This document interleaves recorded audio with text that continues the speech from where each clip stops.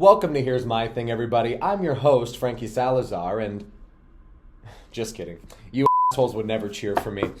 But what I will say is that today's topic is absolutely insane, and the problem is it's not the first of its kind, but because this is such a high-profile individual, this is something that needs to be talked about, okay? And today's topic is none other than Tyler Perry being sued for sexual assault to the tune of $250 million. Okay? Now, the lawsuit is being filed by a gentleman named Derek Dixon, an openly homosexual man who stars in Perry's shows, including The Oval and another show called Ruthless. Okay? And like I said, he's suing him to the tune of $250 million and is seeking a jury trial to get those funds. Now, Dixon is alleging that Perry created a, quote, coercive, sexually exploitative dynamic when working for him, on the sets and on the shows and everything like that. The lawsuit is alleging what's called a quid pro quo sexual harassment, sexual battery, sexual assault, intentional infliction of emotional distress, retaliation, and a whole bunch more. Now, for those of you who are unfamiliar with what a quid pro quo is, it's basically a fancy way of saying, you scratch my back, I scratch yours. You have sex with me, I put you in this movie. You let me touch it, I might put you on television. You get what I'm saying? It's a very nasty thing in the Hollywood world, but we all know deep down that Hollyweird, which is what it's commonly referred to as, is no stranger to that kind of stuff. Now, Dixon alleges that Perry promised, quote, career advancements and opportunities, and escalated the assaults and retaliation when Dixon would reject his, quote, unwanted advances. So in other words, Tyler Perry's like, hey, if you let me touch it, I'll put you in my show. And this guy's like, well, I'm already on your show anyway, so I don't want to do that, and I'm probably not very attracted to you, and you're also my boss, so there's this weird, like, power dynamic thingy going on. And he's saying that the assaults and retaliation against him would retaliate, like Tyler would threaten to take him off the shows, and yada, yada, yada. Now, this is absolutely crazy. Take a listen to this, okay? Take a listen. Dixon, the actor, even cites an instance where Tyler Perry allegedly, quote, pinned him to the wall and aggressively, not calmly, aggressively groped his buttocks in a sexual motion. Dixon also claims that ever since he came out with the lawsuit that he's received death threats, and says in his own words, quote, this is why people, especially men, do not come forward. And Tyler Perry's attorney claps back, saying, quote, Tyler will not be shaken down, and we are confident that these fabricated claims of harassment will fail.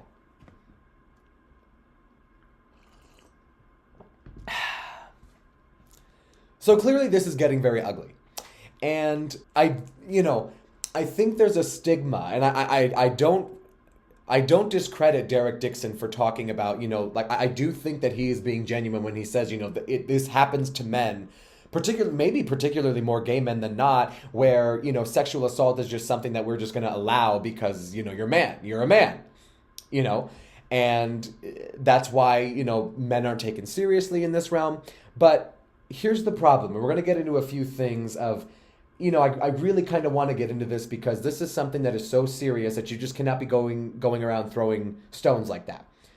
Now, here's my thing. Tyler could lose this lawsuit, right? He could lose this lawsuit and still be a billionaire, okay? He's worth over $1.4 billion. So financially, he'll be fine.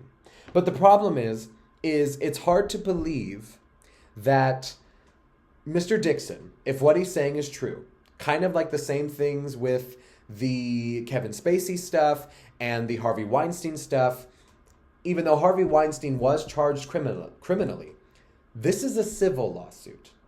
Now, the problem is, when you have a civil lawsuit in a court of law here in America, the burden of proof is not as high. You could pretty much say anything you want. Like, not really, like you obviously have to prove it, but you don't have to prove it like in a criminal trial. If Tyler Perry, like if this guy was seeking for Tyler to literally be facing jail and or prison time, they would have to prove what's called beyond a reasonable doubt, like we covered in the Karen Reed trial. They were unable to prove beyond a reasonable doubt because of a lack of evidence and a lack of timelines and all this stuff that she did it, so she got off.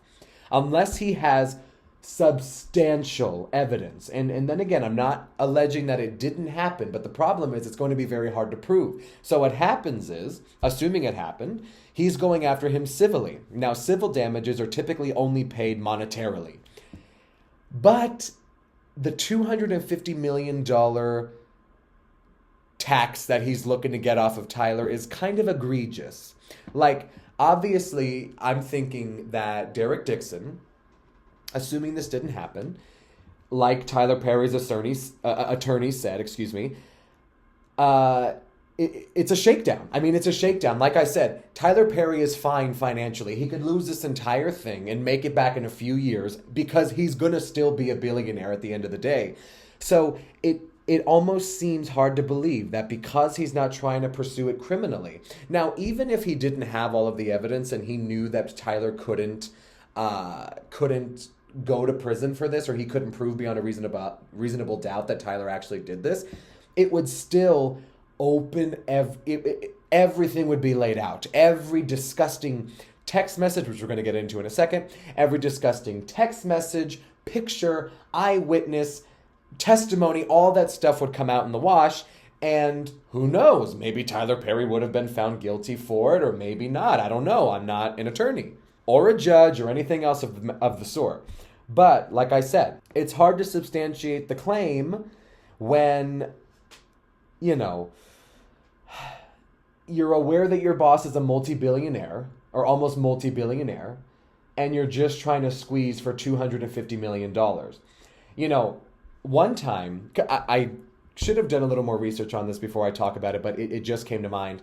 Does anybody, by a show of virtual hands, remember when Taylor Swift sued a guy for literally just $1, and just dragged him through the mud? I want to say it was because of like a sexual advance or remark or assault or whatever it was that he made at her, or something to that effect, to make a point.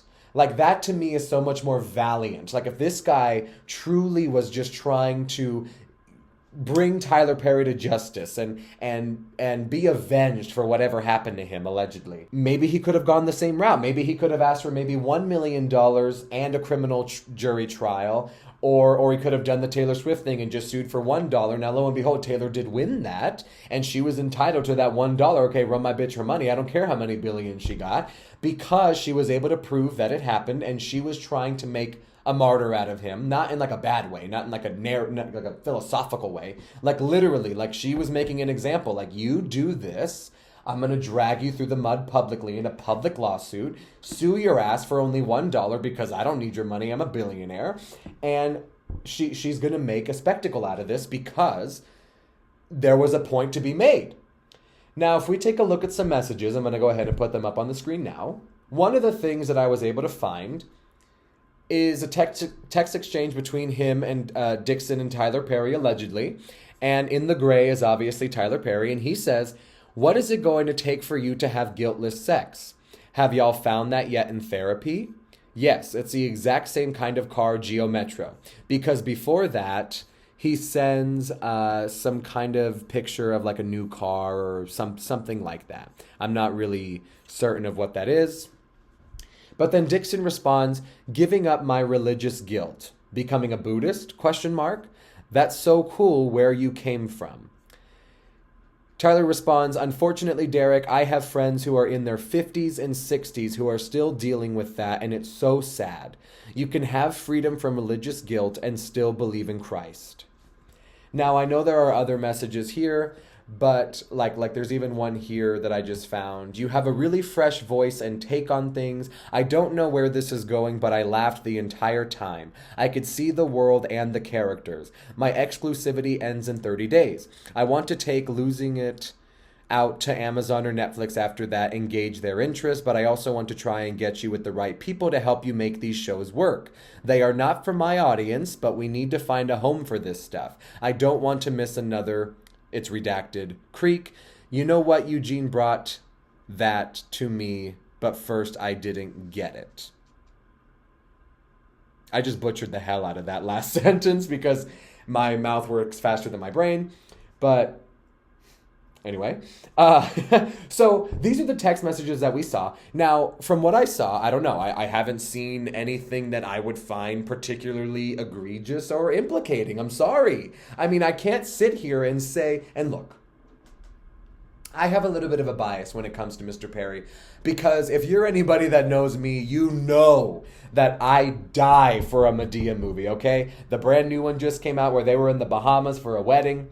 What is it called? Destination Wedding or something? I don't know. We'll put the movie poster up. But I love a Madea movie. I think Tyler Perry is such an inspirational man, particularly for the black community, even the gay community. Now, we're supposed to believe that Tyler Perry isn't gay, and I'm not saying that he isn't. I have no reason to believe that he is, but this lawsuit alone is not implicating that for me. What this looks like, particularly with the messages that we just showed, he's talking about, Mr. Dixon is talking about how his religious, like he says in his own words, his religious guilt. He has a Christian or Catholic upbringing, can't remember which, but like we covered a few episodes ago, you know, there's a lot of hypocrisy and a lot of condemnation of homosexuality when it comes to Christians and Catholicism and stuff. So Tyler Perry just more looked like a friend that was trying to console a homosexual who is struggling with his identity. I don't think that this is particularly bad, you know? Now, for the sake of not trying to victim blame and playing the devil's advocate here, I am going to say that these claims are not totally fabricated, but perhaps a little bit inflated, a little dramatic, maybe. I don't know. I mean, for the sake of his well-being and his lawsuit, you have to remain innocent until proven guilty, okay? No matter what we want to believe of Tyler, there's a lot of people online saying that they just outright, flat out believe that he did it. I don't know. I don't want to look at it like that, and it could be my prior biases, like we just talked about. Like if I was on the jury or being picked for the jury, if there even is going to be a trial, this is probably going to settle, depending on how Tyler Perry wants to handle this. I would have to recuse myself. I would have to say that I'm going into this with the intention of finding Tyler Perry not guilty. Now, obviously, if evidence was presented to me to the contrary, I would have a duty to flip sides, obviously. But if all you have is your word against his, and you're seeking an egregious, unjustifiable amount of money in a civil lawsuit, not even a criminal lawsuit, it's hard. It really is hard for me to just kind of flip the script and just believe that Tyler Perry is a predator. But like I said, not to victim blame, I want to take his word at face value, and I hope that whatever justice he's looking for is served if this allegedly happened. And as for Tyler Perry, I'm hoping that this is not true. I'm hoping that if he is a homosexual, he comes out, because come on now, we are in the big 2025 and you are worth $1.4 billion. Like, you have no reason. If I was that wealthy, I would be gay for fun, probably. That's a crazy thing to say. Now I'm going to get sued, probably. But that's just me trying to make light of the situation, because I like to poke fun at closeted people, because if you're in no danger, like Tyler Perry, like, come on now, you are not in Tennessee at the expense of your parents throwing you out of your house and you being on the streets, okay? You're a multi-billionaire. If you're gay, just say that. But I have no reason to believe that he is. And I'm also, like I said, I try to caution myself on what I say on this show, and I hope that people know that this is all for parody and entertainment purposes, because if I am to make anything of the show, I would love to have celebrities on it. But like I said, at the end of the day, This has been Here's My Thing, starring Frankie Salazar. As always, I would love to know your thing. Do you think that Tyler Perry did it? Do you think that Mr. Dixon is entitled to $250 million? Do you think that the story's completely fabricated, or do you think that it's a little bit dramatic, or do you think that it's maybe even on the opposite end? Maybe he's dying it down out of fear of retaliation or whatever he alleges, you know? So I would love to hear that, so sound off in the comments down below if you want to start that conversation with me. And I will see you guys in the next one.